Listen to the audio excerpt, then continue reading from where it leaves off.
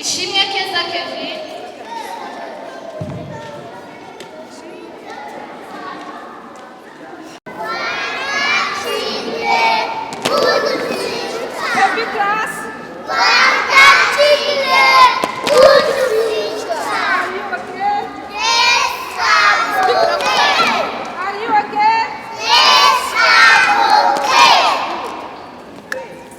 For our ballet and visitors, please.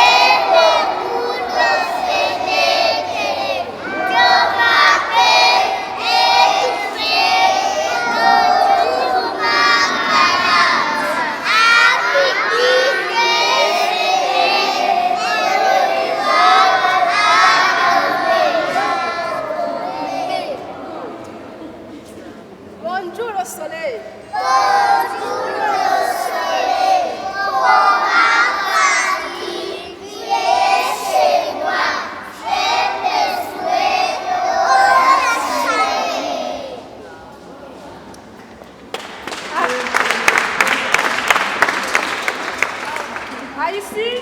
I see with my eyes. I hear with my ears. I smell with my nose. I taste with my tongue. I see with my eyes.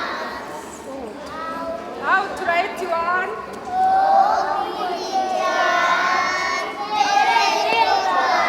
How to write one?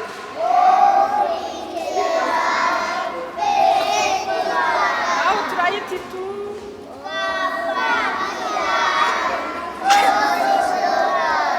How to write two?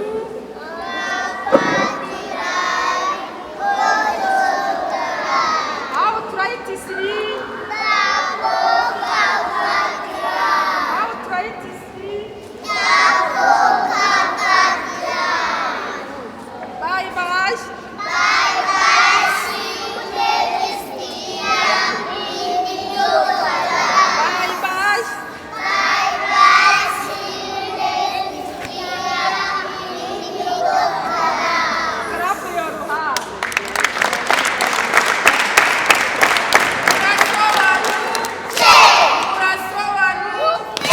Abajeni ba namba ariko pe agiye bye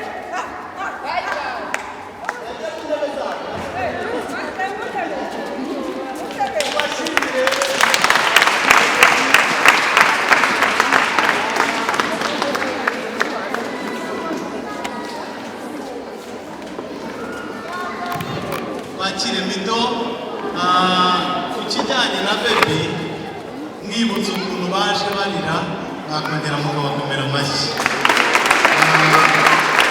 Umwana asigara hano mu kanya gato akaba ararangiza akavuga ati ndashaka mama nyuma y'iminota 30 gusa, ariko ubu bibwira ko muvanye mu ishuri igihe kitageze mwarimu baze kudutiza akandi ka mikorofone kuko twebwe hano ntabwo twumvaga.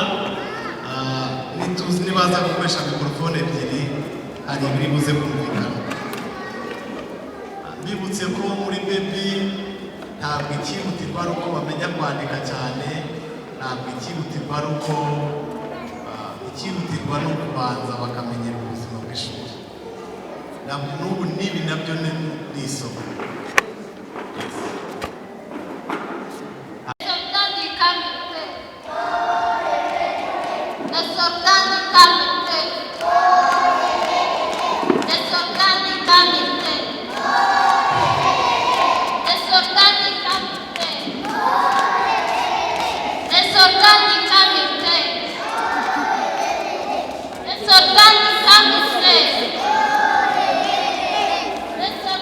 Coming.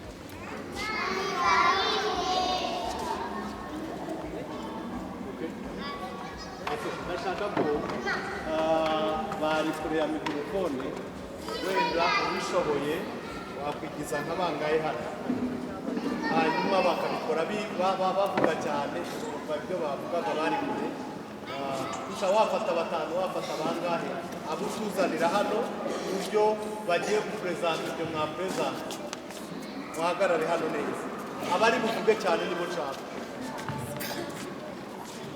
aho muhagarare hano muhagarare neza ku murongo mubivuge muvuga cyane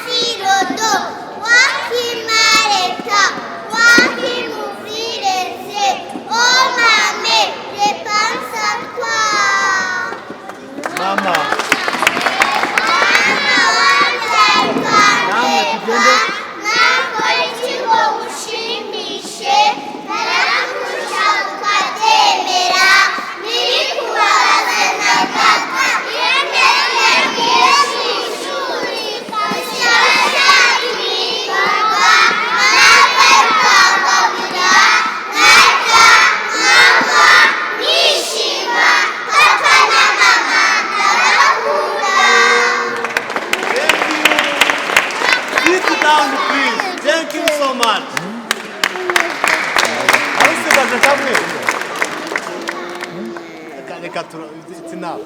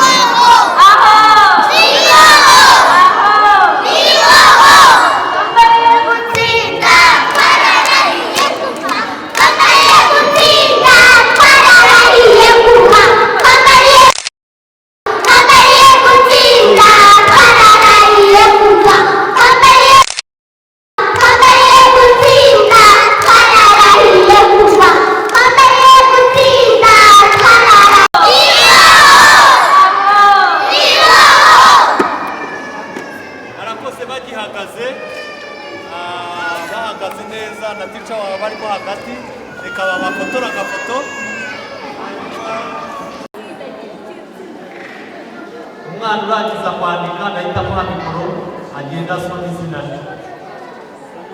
Ingwa zirimo zirandika. Ingwa mwabahaye y'umweru.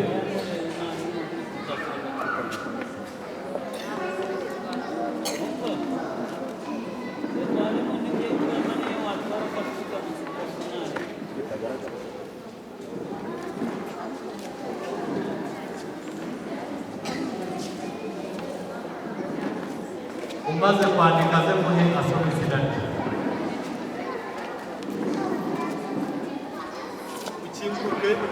Ukimbuke dusomere izina yanditse.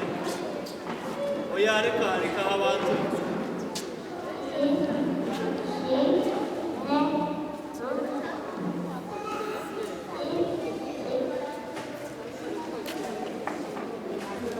Izina ninde?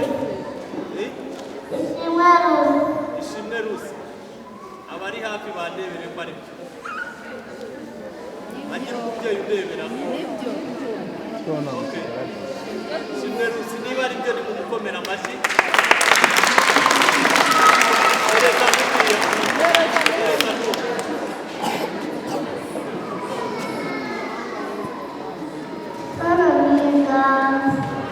Inde?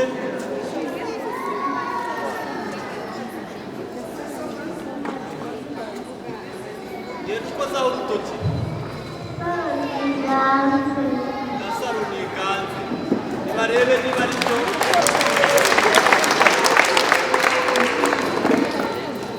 Rekera. Namwe muzibandika amazina yanyu. Ese muzibandika amazina yanyu. Abajya kuzibaho. Murakoze cyane nabibonye mwaza mukanya. Saba niba bashimire. Hari ubundi wari waje?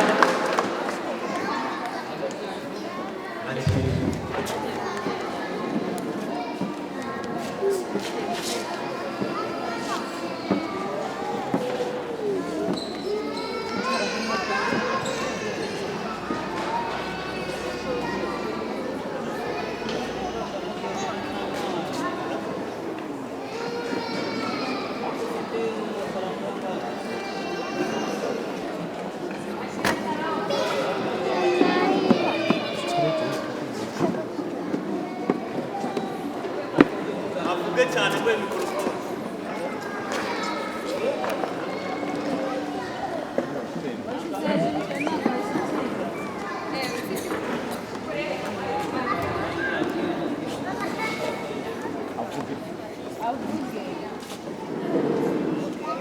Bona mwumva?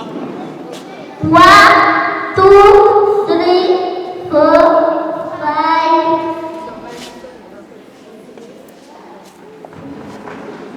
Nabanza asoma ibyo byo hejuru agiye gukora.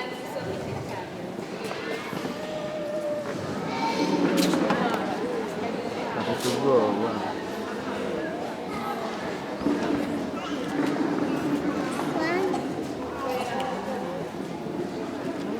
Nabyina ndashyiramo. 1, 2, 3. 1, 2, 3, 4. 1, 2, 3, 4, 5, 6, 7.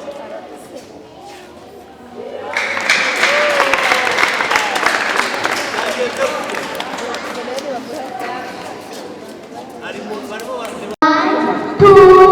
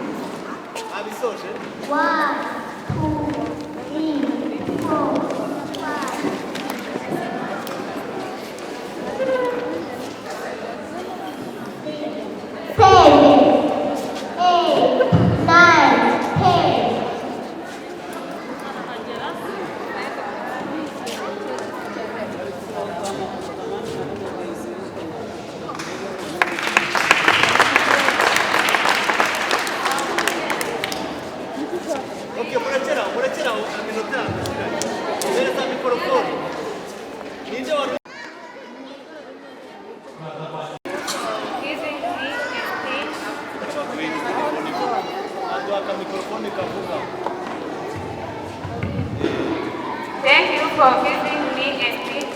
My name is Nimibanire. I am a caregiver of new kids in Mumbamutima, especially in top class. As caregiver, we prepare our children or students before starting primary school. We prepare them by giving knowledge like writing, reading, writing numbers, writing letters, adding, subtraction, and reading poems, and so on. It is not only that we saw values like respecting each other, how to live in the society. It is many things we see in this year. I don't say many words, but I want to thank.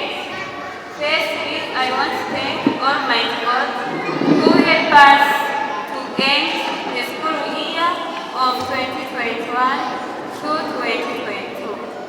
Secondly, I wish to thank the master who prepared the celebration of graduation. Thirdly, I wish to thank other caregivers and all parents. They participate in many things. Thank you so much. Continue to have a nice day.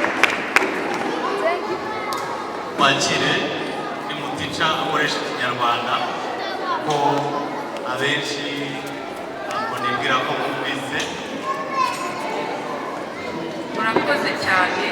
Amazina yanjye gushimira Imana Laurence, banje kubashimira ubwitange n'urukundo n'ubumwe bwagiye kutwereka byaratunesheje. Mwabanza mukaniza amashyi tukabashimira. Twarabanye tuba hafi, muri ababyeyi nyamara muri imfura, muri make muri imfura rwose, kuko aho twabitabaje mwabitereranye, mwaratwishe muraza, turabibashimira. Turabashimiye abatopu bagiye, ni ukuri twabanye neza, nta kibazo, mwatubereye inshuti, tugeraho tuba nk'abavandimwe, bamwe tukabwirana n'ibyacu bwite. Ndabashimira. Gusa mujye muza mudusure, mukomeze mutwereke n'urwo rukundo, nabyo bizatunezeza, kuko byaduhaye imbaraga zo gukomeza gukora muri aka kazi dukora. Mu by'ukuri ni ubwitange bitewe n'amashuri bafite, ntabwo akubahana, ariko tugomba gufasha abana b'igihugu bakazamuka, natwe tukumva ko twabigizemo uruhare.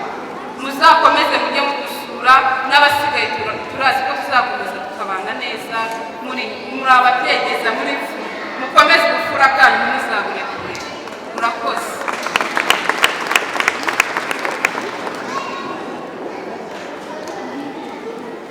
Muraho neza.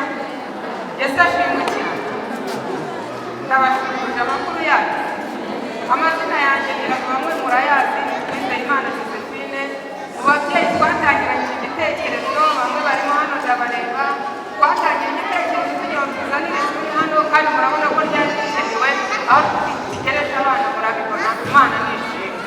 Ndabashimiye rero cyane ababyeyi ba Murambi, muri ababyeyi beza, muri intore, baradufashije. Twatangiranye ishuri biratugora, bamwe murabizi, tutangira twicara ku mukeka, tugira ko twinezeza ku rusengero, bagira barazitwambura. Mu bintore muradufasha, tugura intebe z'abana, bigezemo hagati, Imana iduha ingoboka, umubyeyi araza aratugoboka, aradufasha. Imana imuha. Mwarakoze, mwarakoze. Rero aho tugeze ni heza muri makeya, murabibona abana bacu bariga neza, baricara neza, bararya, baranywa, nta kimana itatukoreye. Ibi byose rero byavuye mu bise by'amasengesho twasengeye aha ngaha, tuvuga ngo Mana dukomereze iri shuri urikuze. Icyo gihe twatangira mu mwaka wa mbere n'uwa kabiri gusa, none mwabonye ko n'uwa gatatu wagiyeho. Imana ishimwe. Ndabashimiye aho mugereje, tubikume kandi tuzakomeza dufashe abana. Ibyiza byose twagombaga kubakorera tuzakomeza kubikore. Imana ibahe.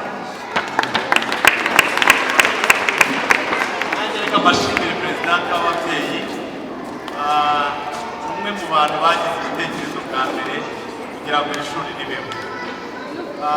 Habayemo ibizazane byinshi ariko ntabwo yigeze adutererana. Nibwira ko nubwo umwana we yazava akajya mu wa mbere ariko azakomeza kubana natwe. Murakoze cyane, reka tumukomere amashyi n'abandi twafatanyije bose turabashimiye. Ako kari akanyuzeho ariko icyo ntabahisha cyo reka ntibabwize ukuri, munagende mukizi. Nitutangire ejo bundi mu kwa 9 Nimibanire n'ibihumbi 12 ku gihembwe, ibihumbi 12 mu mezi 3. Iyo mvuze igihembwe ahari ntibabyumva, ibihumbi 12 nta nubwo ari 5 ku kwezi, ni nka 3,800 ku kwezi. Nibwira ko si ibanga bivugiye ku mugaragaro. Nunabwira umuntu uzamubwire ngo Minerivare ku gihembwe azaba ari ibihumbi 12. Murakoze cyane. Reka dusoze twakire abatujyanira topo hariya, twakire mwene data inshuti yacu wa Christian Shema W'intwari, akunda abana cyane. Nigire hino karibu, akunda abana cyane. Abakurusete yumvise ko dufite gahunda y'abana bitewe n'urukundo akunda abana, aravuga ati sinabana. Reka mwakire. Muraho neza. Amazina yanjye kuko Pasiteri yavuze Dushema Christian. Ni umugabo ndubatse, ni umubyeyi w'umuhungu witwa Mugisha. Umushumba yambwiye yuko hano hari gahunda y'ishuri aza kuba graduation, ndavuga ngo sikacikanwe kubera yuko nanjye ndi umwe mu batuwe ku bana. Nanezerewe rero kumva ibiganiro byagiye biraha bagiye batambutsa, kandi natwe n'abafite uruhare mu kureberera abana dufite icyo tuzakora kuri iri shuri, ndetse na byose afite aho ahuriye n'umwana. Imana ibahe umugisha kandi bagirire neza. Murakoze, mushimire icyo ngicyo azakora mu kagakona mubone cy'abana. Imana iguhe umugisha cyane. Reka twakire, tugiye gusoza. Tuributsa abato kuko nidusoza yenda bayiraranye baraza guhita bayisiga kugira ngo twitirure aho bagombaga kuyijyana. Barayitegereje agatirano n'ikamara imbeho, ariko utaha tuzaza dufite yacu. Reka dusaba abashinzwe tabure batuyoborera abana bajye kudukatira keke.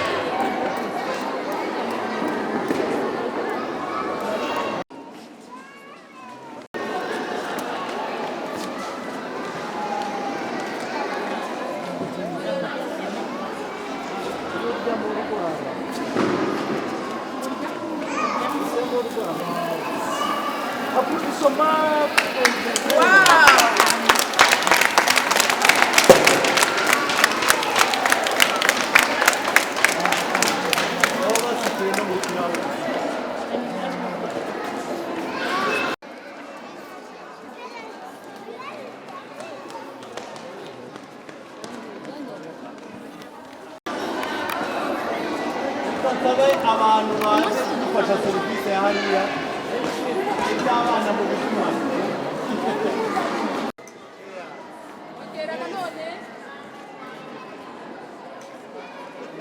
Abasoma wanyu muhereze pica. Hereza pica. Okay.